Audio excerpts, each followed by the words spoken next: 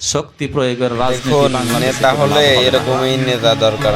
বাংলাদেশে রাজনীতি করতে গেলে মানুষের মন জয় করতে হবে। ভয় দেখছে রাজনীতি বাংলাদেশে করা চলবে না,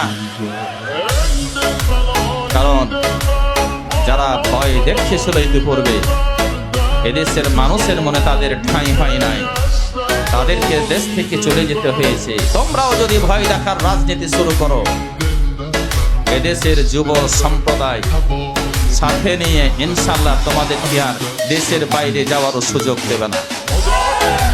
সুতরাং এই ধরনের রাজনীতি পরিহার করার জন্য আমি বিনীতভাবে অনুরোধ জানাচ্ছি অন্তর্বর্তীকালীন সরকার, নির্বাচনের দায়িত্বে নিয়োজিত নির্বাচন কমিশন, প্রশাসনকে অনুরোধ করব নির্বাচনের সুষ্ঠু পরিবেশ নিশ্চিত করার লক্ষ্যে এই ধরনের বাড়াবাড়ি বন্ধ করতে হবে কঠোর হস্তে। কারণ বিশ্ববিদ্যালয়গুলোর নির্বাচন নিয়ে যেমন ষড়যন্ত্র হয়েছিল, দফায় দফায় নির্বাচনের তারিখ স্থগিত করা হয়েছিল। আপনারা জানেন শাহজালাল বিশ্ববিদ্যালয়ের নির্বাচন 20 তারিখে ছিল, সেটাকেও বন্ধ করা হয়েছে। বাংলাদেশের নির্বাচন 12 তারিখে, এটাকেও দাঁড়িপাল্লার প্রতি মানুষের গণজোয়ার দেখে তারা বন্ধ করার ষড়যন্ত্র করতেও পারে। আমি নির্বাচন কমিশনকে অনুরোধ করব যে বিষয়ে আপনারা অবশ্যই কঠোর হবেন, আইন প্রয়োগে সচেতন হবেন বলে আমি বিশ্বাস করি। প্রিয় ভাইয়ের আমার, আসুন আমরা তো 55 বছর সবকে দেখলাম, মাত্র 5টি বছরের জন্য আমাদেরকে একবার সুযোগ দেন দেখা। রাজি ইনশাল্লাহ? কারা কারা রাজি দেখে একটু? আলহামদুলিল্লাহ।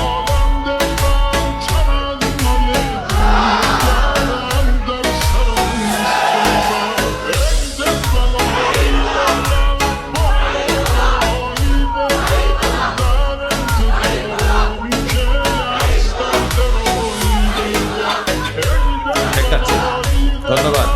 এখানকার প্রত্যেকটা মুজাহিদের প্রতি আমার উদাত্ত আহ্বান, 12ই ফেব্রুয়ারি রাত পর্যন্ত প্রয়োজন আমাদের ঘুম কমিয়ে দিতে হবে।